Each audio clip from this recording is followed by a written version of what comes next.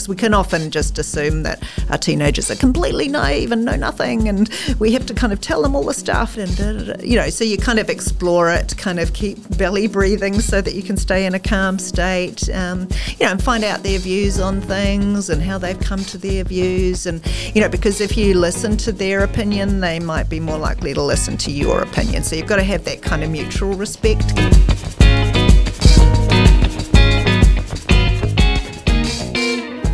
Do you find teenage girls' behaviour and teenage boys' behaviour completely different? Like, as in, I've got friends. I've got two sons, but I have a lot of friends that have got girls, and their woes in parenting and the teenage trials and tribulations are completely different. Are there any significant differences or different approaches with females as opposed to males? I mean, I think there's some things that kind of, having a kind of XX chromosome versus an XY chromosome, some differences, that young women tend to kind of have more developed brains earlier and tend to be more verbal. So you do tend to kind of have more conversations and often kind of bigger arguments with girls because they've got more to say. But I've, in my practice, I also kind of meet a lot of girls that just grunt and don't say much either. So, there's definitely kind of stereotypes and generalisations and things. But I think a lot of it comes down to personalities, because as you say, you had one kid that was kind of easier than the other, even though they were both boys. Overall, my son was probably easier than my daughter. In terms of, but that doesn't mean that kind of girls are always harder than boys. That was only my personal experience, because some people go, oh, my girl's so easy, my son's a nightmare. So it's, I think it's more about personalities and also like goodness of fit. I've got friends who've got a really arty daughter who likes to be online, and she's kind of goth and alt, and they're super mainstream, super sporty couple, and she just doesn't fit in their family, whereas in another family she'd be kind of up on a pedestal of, hey, you're so cool, and kind of love your art, babe, and all that kind of thing. But in their family it's like, why are you not going hiking? What about a marathon? And kind of, why are you wearing those weird clothes? Whereas I look at her, I go, oh, you are so cool. There you go. So there's that as well in terms of, but I think, there's the sort of stereotype that boys grunt and girls roll their eyes kind of as their way of communicating. Obviously there's kind of issues that sort of young women can get pregnant and young boys can't get pregnant, but they can get someone else pregnant. So, there's slightly different kind of issues like that. But I think, kind of overall, I probably find that parents find girls a bit more challenging in adolescence, probably because of generally being more verbal and therefore having more kind of obvious conflicts. Whereas I think kind of as a generalisation, boys often just, I know my son would say no in his behaviour rather than saying no verbally. I'd say, oh, can you do this? He goes, yeah, sure. And then he'd just not do it. so he'd say no kind of, whereas my daughter would go, do you understand how busy I am and I have so much to deal with, and and then you add all the extra jobs on me, blah, blah, blah. So we'd have this great big long kind of conversation, and it would be much more of a conflict, whereas my son would just go, sure, Mum. And then he wouldn't do it. And then you go, hang on, you never did the dishes. And I think that kind of being oppositional kind of in behaviour by doing no instead of saying no is almost more tricky, because often you don't realise that they've kind of actually been oppositional because they just never quite get round to it, but they never intended to get round to it quite often. That's a hard one. I just find that sometimes very challenging as well. I'm like, why'd you say you were going to do it if you weren't going to do it? So now I've brought in the integrity. Since you can't say that you're going to do something and then not follow through. That's poor form. And I guess it's just trying to work out kind of the most useful kind of either consequence or drop and run comment, depending on which angle you're going on, and it's also thinking about who pays for the Wi-Fi. Quite often that's the biggest power move that parents have, is kind of the Wi-Fi supply, because that's so essential to kind of young people's lives, that if you kind of go, looks like we're going to have to turn off the Wi-Fi until the dog has walked. Oh well. And then that's a good one. Keep changing the password. That's kind of probably one of the most useful things, but ideally it's good to have a conversation, or at least inform them in advance that, kind of, or think about, so, if I ask you to walk the dog and you don't, what should happen? Kind of put it over to them, and kind of go, well, maybe we kind of don't have Wi-Fi for a few hours, or we don't have Wi-Fi until the dog is walked. What do you think of that? Try and get their agreement in advance, rather than kind of they don't walk the dog and goes, right, well, the Wi-Fi's off and you're never having Wi-Fi again and I'm kicking you out of the house, and often escalates into a whole lot of consequences that you can't actually follow through, and they go, there she is, losing the plot again, kind of, she's never going to not give us Wi-Fi ever again. So so always kind of have a consequence that you can actually kind of enforce, or else it kind of, they just go, oh yeah, whatever. Yeah, you're right. It gets tricky if they're kind of going, I need the Wi-Fi to do my homework so I can be the good student you want me to be. So I've had that one. Yeah, so it's how am I supposed to do my homework if I don't have Wi-Fi? You want me to get an A or a B? With my son, it's like, just get it, just pass. Yeah, just kind of C's get degrees. Just pass.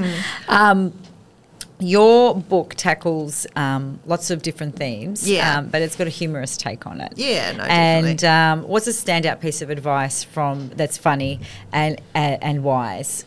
From the book. Yeah, I mean, I think sort of calm the farm's a really big one. Farm, I love that. In terms of something that kind of is relevant probably to every family, because it'd be hard pressed to find a parent who doesn't lose the plot or get highly anxious or, something at some point. And I think that it doesn't matter what your young person's going through, or, if listeners don't have kids, thinking about relationships you have, whether it's with a partner or a friend or your parents, calm the farm kind of is relevant, or workplace kind of tension, that, say if you're kind of at work and your boss goes, blah, blah, blah, and you go, oh, I'm really upset about that, before you kind of respond or do anything, kind of calm the farm first. If that means going out and kind of sitting in the park and taking a few deep breaths before you have a conversation, or write the email and then kind of go calm the farm, come back, read the email, see if it's still what you want to see. That I think that's kind of a piece of advice that's relevant for anyone. Any relationship that you have, is kind of get your nervous system into that kind of rest and digest, chilled out parasympathetic nervous system first, and then your logical brain can kind of kick in to kind of actually make a choice that's going to be helpful, as opposed to kind of responding immediately in a state of distress, because we do tend to say things we regret then, like, you're the worst kids in the world, or I don't know why I married you, or so if you can kind of have relationships when you're in a calm state is super important. If you're in the middle of a situation with your teenager, whatever it takes, having a quick shower just to kind of get a little bit more kind of calm down, walking outside, go cuddle the dog on the balcony, whatever you need to do to kind of at least bring the kind of distress level down a little bit before you have a situation. So, well, I've introduced hugs with my teenager now, because he's like, he just wants to be a man, and he's all like Mr. Tough, but he's still really a boy, and so it started off last year because he was going through this phase where the grunt, don't want to talk to anyone, all of that sort of stuff. And I'd go into his room before he'd go to bed and I'd hug him. He's like, ugh, get off me. What are you doing this for? And I'm like, I'm your mum. I'm allowed to hug you. I'm going to hug you. Get used to it. I'm going to hug you every night. Anyway, so I did. I thought, you know what? Just because he was going, this is a routine of because he was going through this, obviously changes. He was growing. He was, 15 at the time, 14, 15 at the time. And, his everything was changing. And, his body wasn't keeping up with his brain. Or his body was surpassing his brain. So it was all a bit much. Yeah. And so I got into this routine of every night I'd hug him before I went to bed, and he was like repulsed by it, like, get away. Anyway, after about 2 weeks, he kind of would just sit there and, oh, here we go, roll his eyes, and I'd walk out. And then I stopped, and then he said, where's my hug? Right, so kind of like, I was actually getting used to the hug thing. Wasn't Yeah, keen and to I'm like, begin with. Yeah. I thought you didn't like my hugs. He goes, I didn't say I didn't like them. And then, so now it's like whenever he's upset or whatever. Yeah, it's like come in for a hug. Yeah. Let's have a hug. Yeah, You know. yeah. And the other day I was having a moment and he goes, Marie, I think you need a hug. Yeah. I go, yes, I do need a hug. Yeah, isn't that lovely? So it was Yeah. actually a nice way of calming the farm. Yeah. And it didn't matter. It didn't matter how bad things got or how he was feeling. I just kind of felt like, because I felt like verbally, it didn't matter what I said, it wasn't coming through. But I felt like the hug was like a physical action of saying, you know what, I love you. Yeah. You know, and I know you referred to being the rock. Yeah. And it might have been that podcast. Or like being a warm rock or being the rock, not the ocean. Yeah, kind being of, the rock, not the ocean. And I Yeah. thought, wow, that's actually a really Could be good a one rock too. that hugs. A rock that hugs, you know. And I feel like and that's really powerful kind of imagery of, you know, my role as a parent is being a rock that hugs. Yeah. I'm here and available and I've always got a hug kind of, Yeah, you know, yeah. and if a young person or an adult kind of can have the, I need a hug as something that they can kind of reach out for help to somebody to calm themselves down if they're struggling themselves. It's, you know, incredibly powerful. Being the rock is, I'm here when you're ready to talk. Yeah. I'm here with a hug. Yeah, I'm here with a and I'm then the you go rock and with kind a of hug. Plant yourself calmly somewhere so they know where to find you. I've learned sometimes to hold my wings together. Yeah.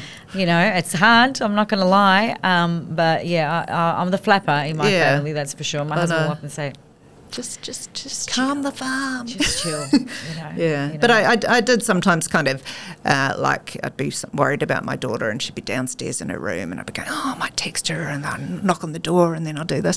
And I go, be the rock, not the ocean. And then I'd just sort of plant myself and just calm myself. Go, I'm just going to go for a little walk or I'm just going to sit and have a cup of tea. And That's going to be my new mantra, be the rock, not the ocean. yeah, but it makes a huge difference because then that rock is kind of like, there's a kind of calm, solid kind of experience. So it's kind of getting yourself into that state. It's actually a lot more powerful, isn't it? Oh, absolutely. So yeah, that's one kind of little magic thing that I kind of worked out sort of fairly late in the piece. Oh, that's okay. there was a lot of in the early days of parenting teenagers. Do you know what? I think first-time parents or caregivers of teenage kids, I think everyone flaps around because, you know, it comes from a good place. You want to make sure that they're okay, you know, and there's all this other stuff around them that you think, are they safe? Are they okay? You know, and we can't help it. You know, it's human nature. We care, right? But I feel like having that moment where you are just still and allow them, and I tried it with a hugging method and it is working. Yeah. They come to you more often. Yeah, yeah. And the conversations are a lot easier. Yeah. Even if they are tricky conversations and even if there's stuff that you really don't want to hear. Yeah. Right?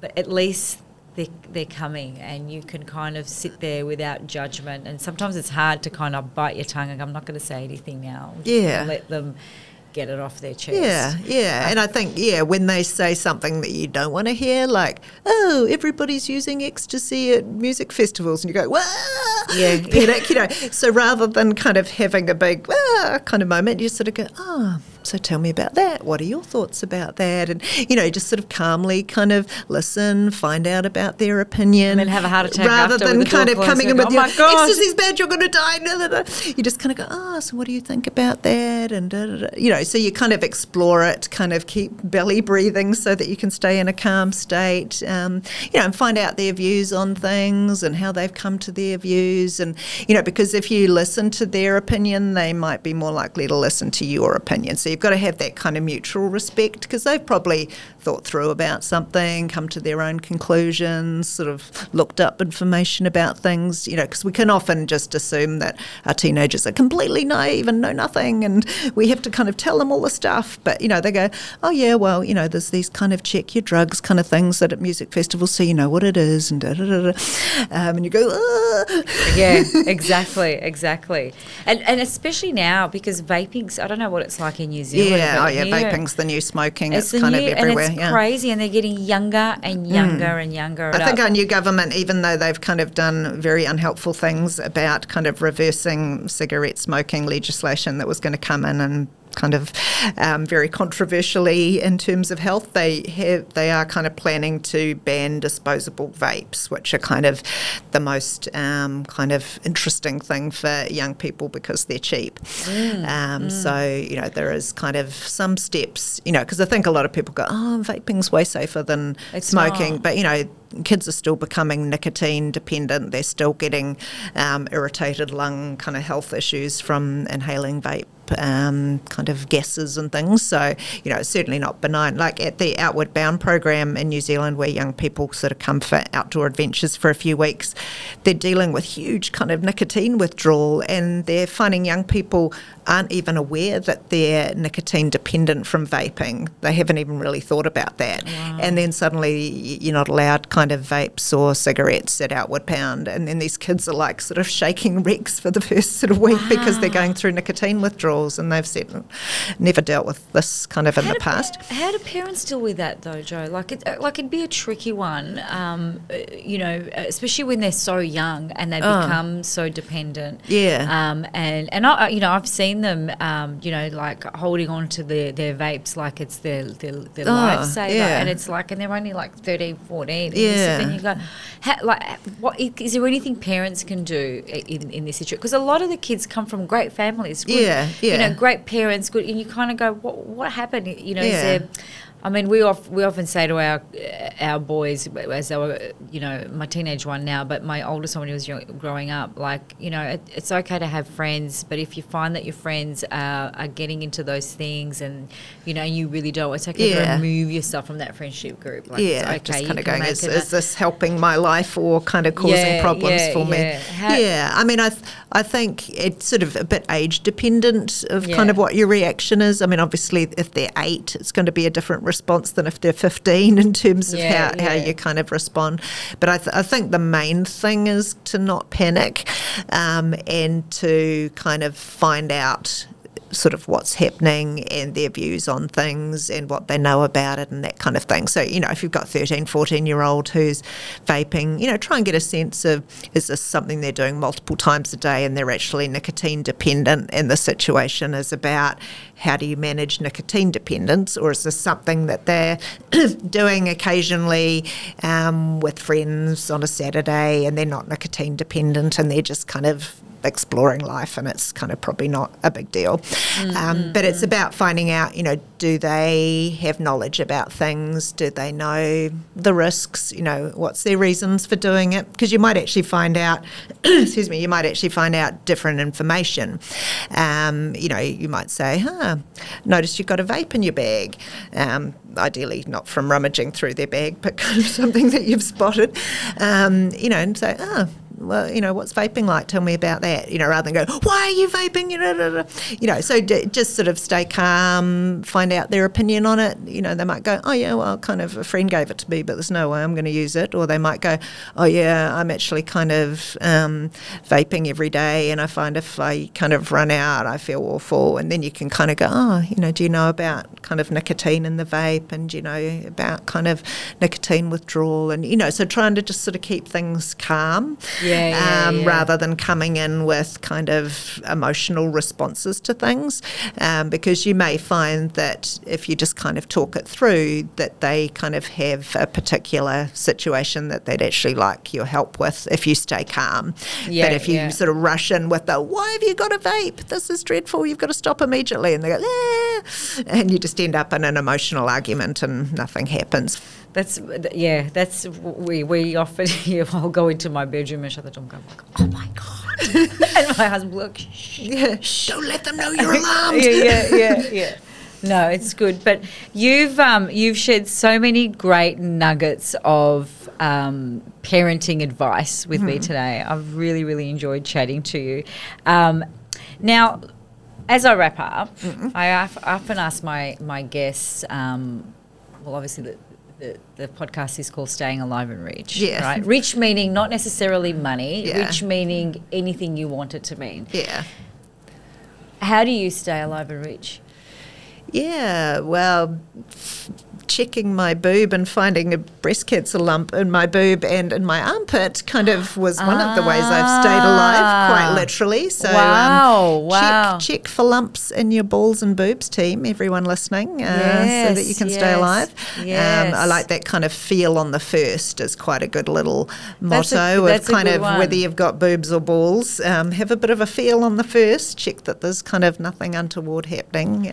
So that's a little health message that's kind of a quite literal staying alive. Wow, it is very much a literal staying alive. And I think in my book, I've got a chapter on kind of mental well-being, and I think the shock of kind of a cancer diagnosis has made me really kind of ring-fence certain things, like no matter what, I'm going to have 8 to 9 hours sleep because that's absolutely crucial for mental and physical well-being. And so many people don't ring fence that and are chronically sleep deprived, and therefore their kind of physical and mental health's not as good as it could be.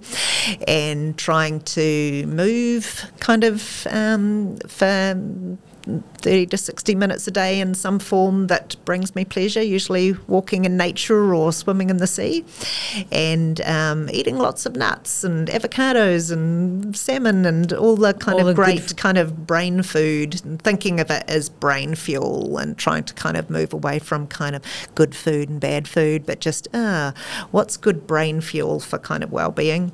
And I've also given up alcohol as part of my kind of anti-breast cancer strategy, because that is quite alarming that even very moderate drinking increases breast cancer risk. So, and kind of lots of people don't know that. I've started to have sessions with a life coach that's been really useful, kind of looking at values and everything I do, kind of thinking, does this align with my values or go against kind of values? And that's an important one, isn't it? Oh, absolutely. Because sometimes you go, this isn't feeling right, and then you realise it's completely not aligning with any of your important values, so that's why it's kind of not feeling like the right choice. That's super important. I feel like, and I don't know, not that I have done that exercise, but I do get that gut feeling sometimes where it's like, no, I'm not feeling this. I often say I'm not feeling it. And you've got to trust your gut, I think, because sometimes when I'm kind of working with different people or making a certain choice and go, this just isn't feeling right. And, it is trusting that, because there's usually a reason for that. But I found, like my values are around connecting with people as kind of being the number one. So if I've got a choice, is this going to sort of have meaningful connections with people and having a purpose and kind of doing good for others? And, if that kind of cluster of things is happening, then pretty much anything is going to be fitting into that kind of worthwhile category. And I guess with my kind of comedian, psychiatrist, mother, author kind of hats, if I can do things that kind of put those hats together so I can connect with people and do something meaningful. And I guess I see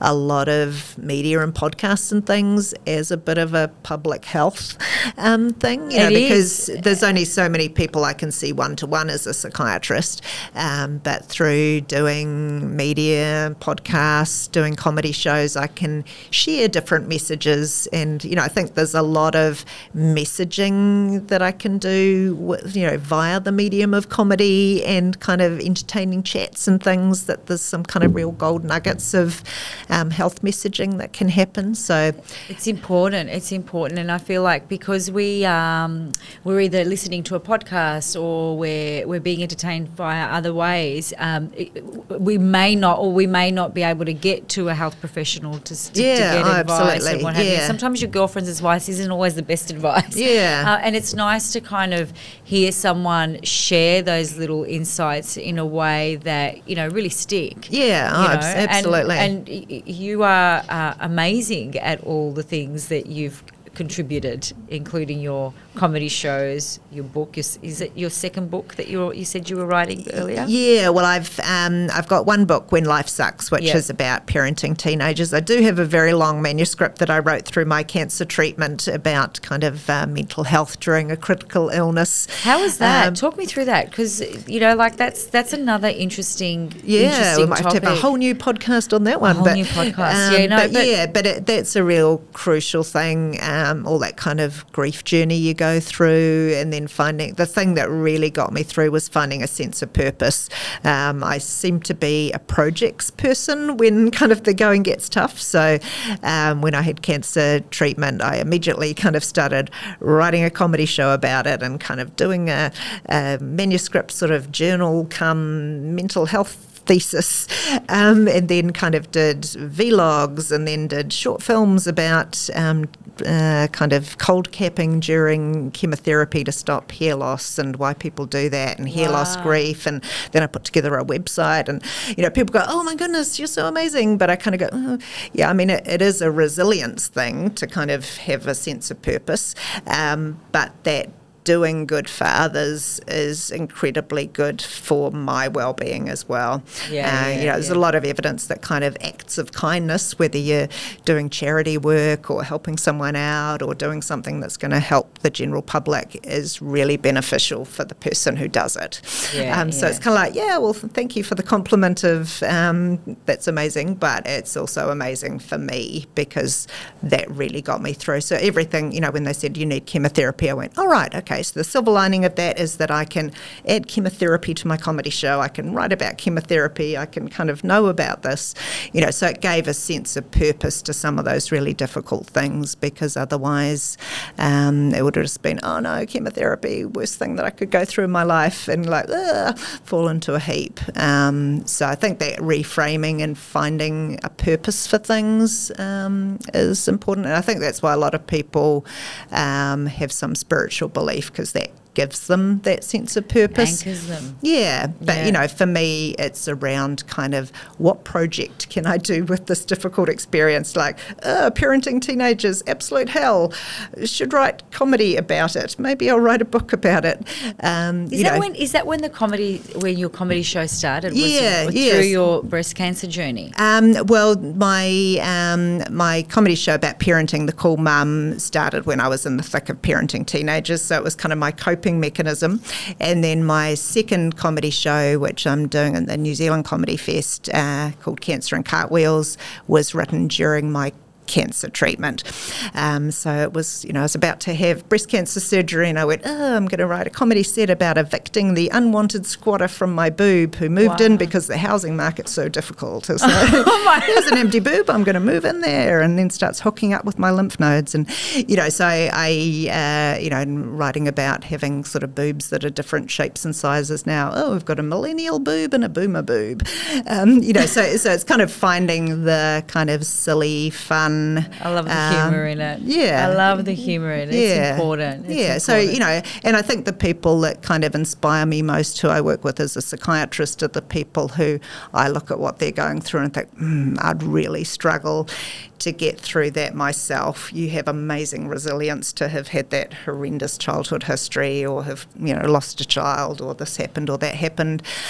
So those people really inspire me, where I kind of go, I don't think my coping strategies would kind of get to what you're dealing with. That's amazing. So wow. And cancer free now? Yeah, well, I'm what's called no evidence of disease. So every 6 months I have either a mammogram or an MRI, which then gives me a hall pass for the next 6 months and I think that's why I've got a fairly sort of YOLO attitude of, that's good. I'm going to Edinburgh Fringe this year because I can. Good. And you should. I think, we should all take on that attitude. And sometimes health scares can kind of push us into that direction a lot faster, but I think it's a really good take home, is to just kind of, look at the simple things, don't neglect yourself, self-care, and take up life as much as you can. Oh, absolutely. And if you want to calm the farm, you need to do self-care, or else you won't be able to calm the farm. So, 100%. So that's a really crucial thing for everybody, is, you do need to kind of look after your own well-being, or else it's very hard to be the parent you want to be, or the partner you want to be, or in the job role you want to be, if you're not actually kind of preserving your own well-being, because you're just not going to function at the level you want to to. You're going to lose the plot, you're going to scream, you're going to slam doors, much more than you would if you're kind of self-caring. So, it's a bit of a cliche, but it is actually really important. Valuable advice. Now, before we go, tell us where people can find you in Melbourne to see your show, The Cool Mum. Yeah. So and buy your book as well, When Life Sucks. Yeah. Because I feel like lots of people are going to go, wow, this is really cool. I want to buy the book. Yes. I haven't read the book. I'm like, I really need to get my hands onto this book. The book, yeah. So When Life Sucks is available online and at selected bookstores. So it's got a bright yellow cover and it's kind of got me with a thoughtful, kind yet fun expression, which was a good challenge. And it's published by HarperCollins and it's under Dr. Joe Prendergast. And if there's any Edinburgh listeners, if your reach is out to there, tickets are going live tomorrow, I believe, for The Cool Mum at Edinburgh Fringe, and I'm going to be there for a whole month. And Cancer and Cartwheels is in the New Zealand Comedy Fest. So there's kind of lots happening at the moment. I've got a lot of balls in the air. Lots happening. We'll have those links on our website as well, and on the YouTube channel for people to just directly jump on and grab them. But it's been such a pleasure talking to you. Yeah, no, it's been really fun. It's been so awesome. Love all the advice, parenting advice and health advice that you've shared with me today. And good luck with the shows in Melbourne. Yeah, well, thank and you. in Edinburgh. Is it your first time in Edinburgh? Yeah, first time in Edinburgh, so very goodness, excited. that's I think exciting. it's quite a long haul because I'm doing 31st of July through to the 26th of August, so it's a long season. Do you get nervous, Joe? Not usually. No, that's good. At least with my solo shows, I know people have specifically come to see me in my solo show, unless they've been dragged by a spouse. Actually, one of my golden moments was when there was a group of about 5 teenagers in the front row of my New Zealand Comedy Fest show who were just glaring at me with kind of absolute loathing at the beginning of the show. And I thought, oh, it's going to be a tough gig. And at the end of the gig, they were all asking for selfies with me. So I went, golden moment. Turned around. So so it's definitely a show that you can bring your teenagers to and your mum and your grandma. So it's a very kind of Gen Z to boomers kind of show. So that's a good one. It's a good one. So usually not too nervous. Sometimes line-up gigs, or if it's a super tough crowd, I sort of might get a little bit nervous, but usually it's just fun. Oh, that's good. Well, I'm not a comedian. I always wonder, I love watching comedy, and I always wonder, it's like, how do they get up there and just roll it out and just say, and are funny and hilarious and laugh? Like I would like not be able to do it. I'd be so nervous. Well, I think it's sort of a bit like a muscle, and because I've done lots of improvisation, I really enjoy sort of audience interaction and just being in the moment with the audience. And often the solid gold moments of the show just come out of something that's happening in the room in the moment. So that's always fun. That's good. That's cool.